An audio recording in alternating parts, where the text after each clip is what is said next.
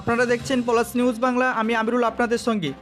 নদিয়ার নাকাশিপাড়ার শুম্ভনগর খাসপাড়ায় গতকাল রাত্রি 12টায় গোয়ালঘর থেকে আগুন লেগে দুটি পরিবারের মোট 5টি ঘর সহ আসবাবপত্র, যাবতীয় নথিপত্র, টাকা পয়সা সব পুড়ে ছাই।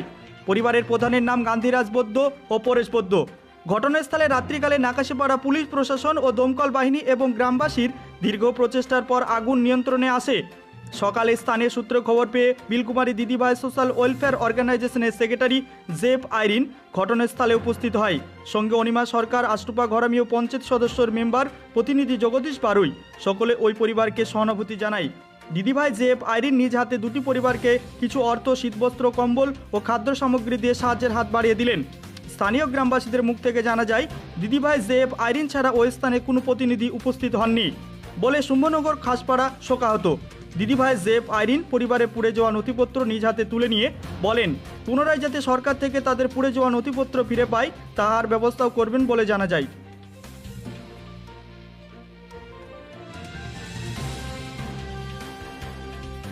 আপনি কোথা থেকে এসেছেন? আমি বিলকুমারী দিদিভাই সোশ্যাল ওয়েলফেয়ার অর্গানাইজেশনের তরফ থেকে সেক্রেটারি হিসাবে এসেছি। হঠাৎ আমার কাছে ফোন যায় যে গতকাল রাত্রিতে মারাত্মক একটা অগ্নিসংযোগ হয়, সেখানে 6টা পরিবার ধূলিসাৎ হয়ে যায়।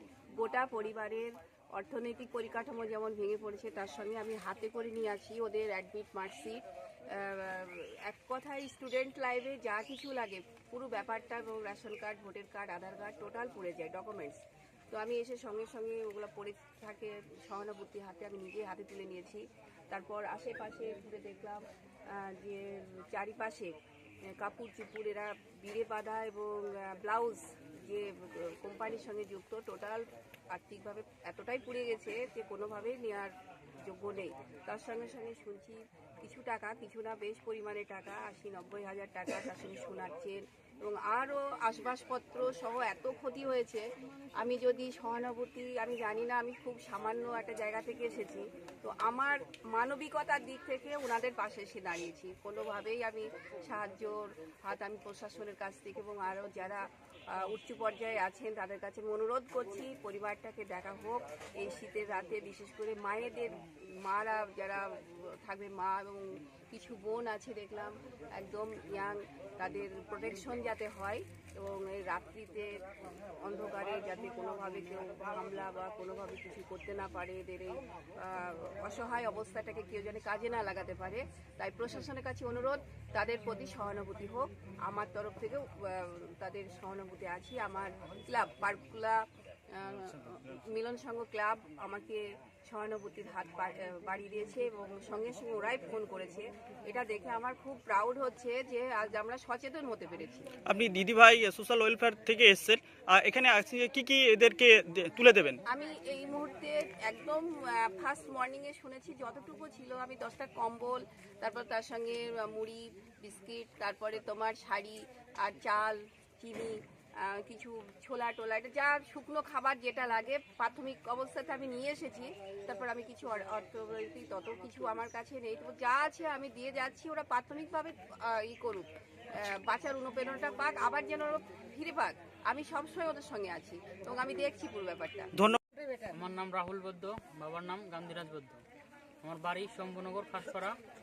আমাদের বাড়িতে গতকাল রাত 12টা নাগাদ আগুন লেগে এখানে অনেকটা ক্ষয়ক্ষতি হয়। আমাদের 6টা ঘর পুড়ে যায়, একটা গরু মারা যায়, কিছু জিনিস, কিছু লোক, একজন আহত হয়েছে কাকা, এবং তারপর ফায়ার ব্রিগেড আসে এবং পুলিশ এসে সেটা ম্যানেজ করে দেয় এবং অনেক আর্থিক ক্ষয়ক্ষতি হয়েছে।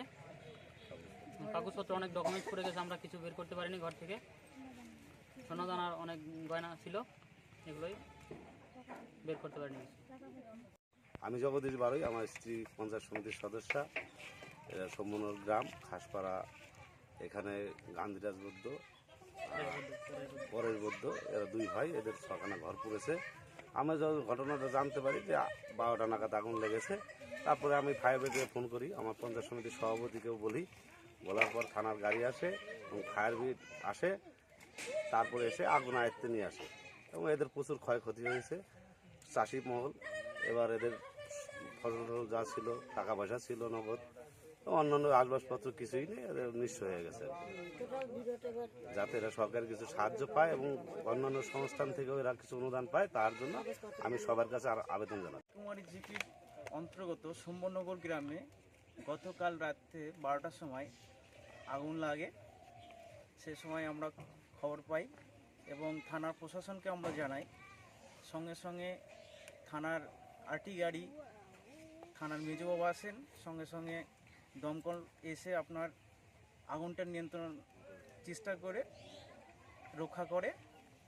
আর সকালবেলায় আমি এসে প্রতিক্রিয়া জানতে পারলাম এখানে বাড়ির অনেক কিছু ক্ষয়ক্ষতি হয়েছে, ডকুমেন্টস এবং এখানে যে সমস্ত ছেলেপিলে যারা পড়াশোনা করে এবং বাড়ির গরু থেকে সমস্ত পরিবারের অনেক কিছুই ক্ষতি হয়েছে।